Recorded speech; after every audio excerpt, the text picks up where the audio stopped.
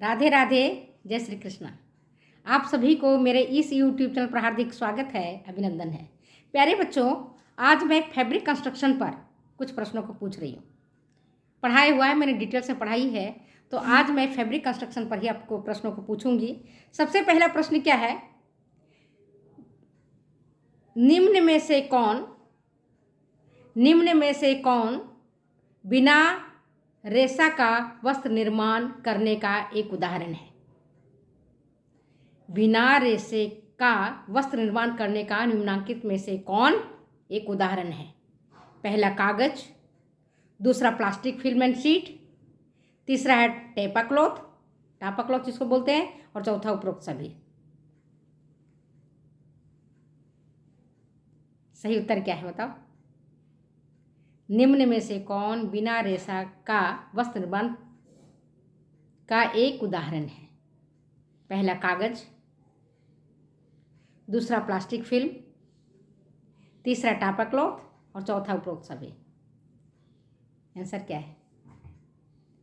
Answer है, अक्सर exam में आता है, कंफ्यूजिंग थोड़ा है। आंसर क्या है? आंसर है टापा क्लॉथ। टापा क्लॉथ का निर्माण शहतूत के वृक्ष की छाल को गलाकर और उसको कूटते हैं पहले खूब अच्छी तरह से, और उसके बाद कई परतों वाला उससे वस्त्र बनता है।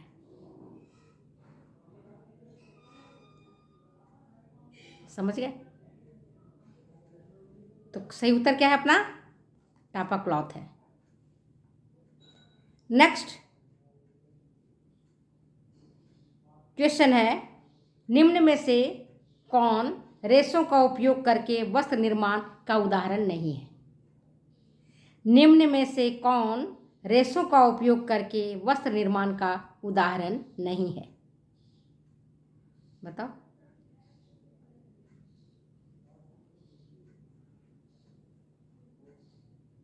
पहला नमदा बनाना, दूसरा पॉलीयूरेथेन फोम, तीसरा है लेमिनेटेड वस्त्र, चौथा उपरोक्त में से कोई नहीं। सही उत्तर क्या है? सही उत्तर है पॉलीयूरेथेन फोम।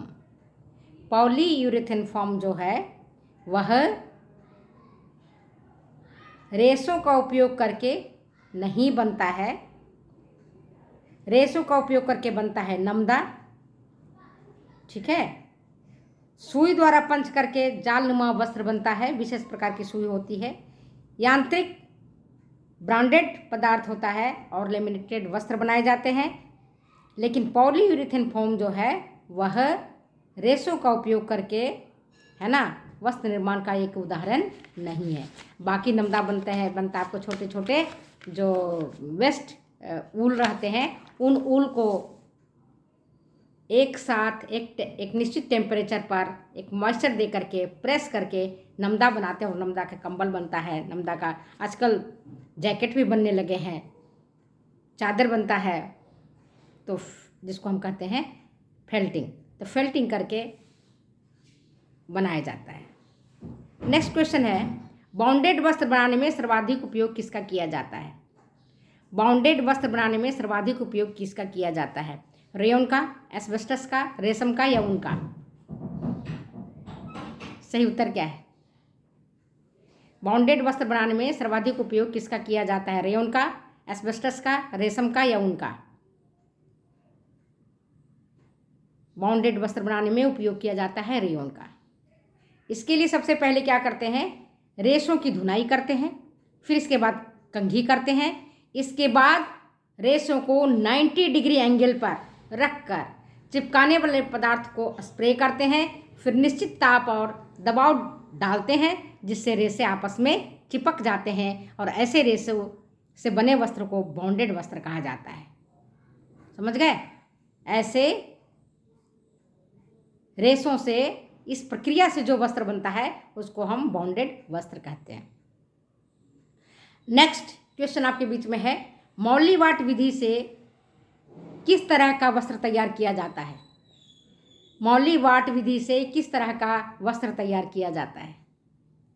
अस्तर वाला, दूसरा कोमल, तीसरा निम्न कोटि का, चौथा इनमें से कोई नहीं। बोलो सही उत्तर क्या है? इसका उत्तर आप बताएंगे, मैं नहीं बताऊंगी। देखते कितने बच्चे सही लिखते हैं। मौलिक विधि से किस तरह का वस्त्र तैयार किया जाता है? अस्तर वाला वस्त्र बनता है, या कोमल वस्त्र बनता है, या निम्न कोटि का वस्त्र बनता है, या इनमें से ये जो आपके ऑप्शंस दिए गए हैं इनमें से कोई सा ऑप्शन करेक्ट नहीं है। सही उत्तर क्या है? सही उत्तर बताइए।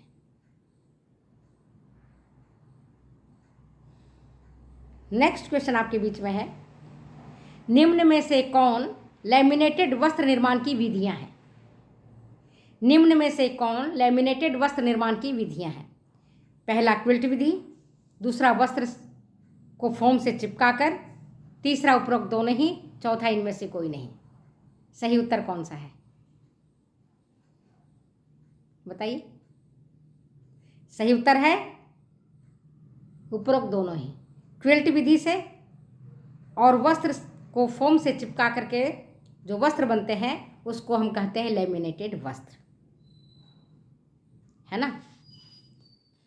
चिपकाने वाला गीले पदार्थ का उपयोग करके, फोम प्लेट का उपयोग करके और क्विल्ट विधि से भी लैमिनेटेड वस्त्र तैयार किए जाते हैं। ये समझ में आ गया। इसके बाद नेक्स्ट क्वेश्चन है,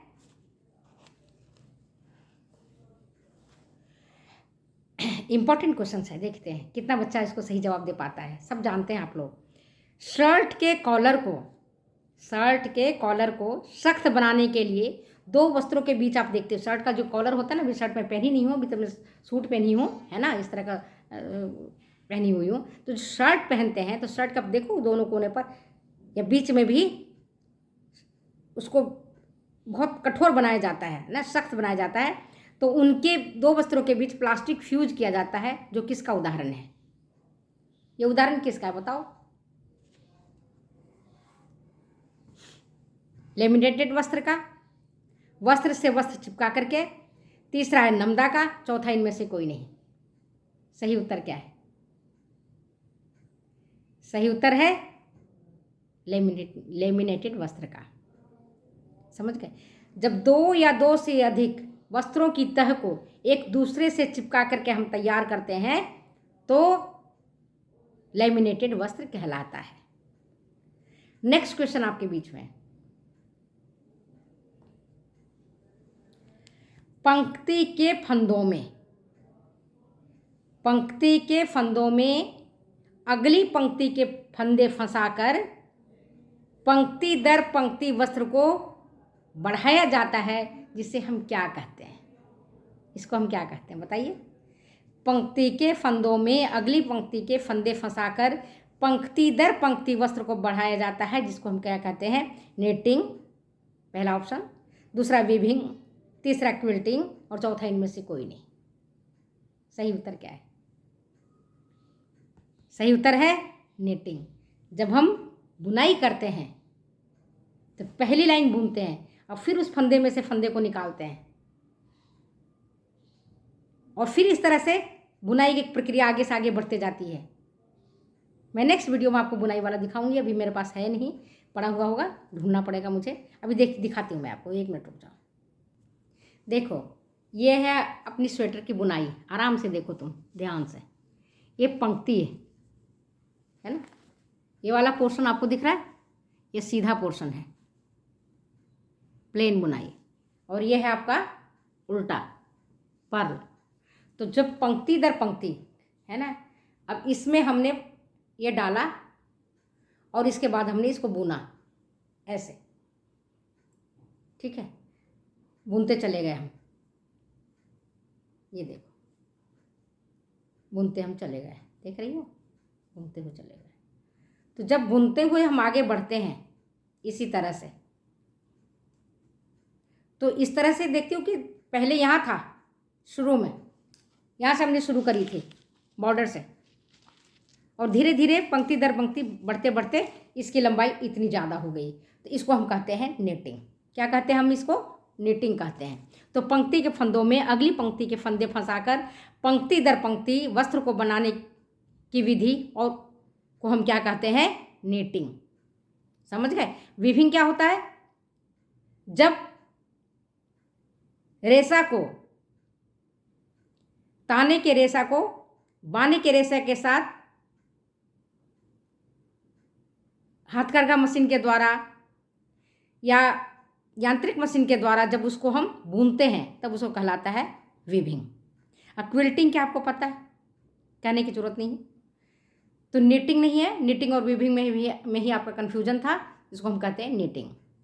नेक्स्ट क्वेश्चन है, बुने वस्त्रों की रानी किस प्रकार की निटिंग को कहा जाता है? क्वीन ऑफ निटेड फैब्रिक्स किसे कहते हैं? क्वीन ऑफ निटेड फैब्रिक से कहते हैं मिलेनीज को, ट्राइकोट को, या रेशल को, या इनमें से कोई नहीं। बुने वस्त्रों की रानी किसे कहते हैं?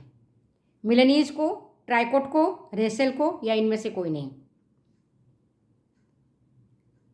बुने वस्त्र की रानी कहता है मिलेनीज को, और ये इससे उच्च कोटि का मजबूत वस्त्र तैयार होता है, ठीक है ना। मिलेनीज ही बुने वस्त्रों की रानी को हम मिलेनीज को ही कहते हैं। नेक्स्ट क्वेश्चन, वार्प निटिंग का क्या उदाहरण है? वार्प निटिंग, वेफ्ट निटिंग दो तरह का होता है, वार्प और वेफ्ट, है ना। तो वार्प निटिंग किसका उदाहरण है? रेशेल का, रीब का, दोहरी बुनाई का, या गोलाकार बुनाई का? आंसर क्या है? आंसर क्या है? रेशेल। जालीदार रचना के नमूने इसे बनते हैं, मछली का जाल फंसाने वाला जाल बनता है, तो वार्प निटिंग कहते हैं हम रेशेल को। वीडियो अच्छी लगती है तो प्लीज़ शेयर करें, कमेंट करें, सब्सक्राइब करें। फिर मिलते हैं अगली वीडियो में अगली बातों के साथ। Okay, thank you.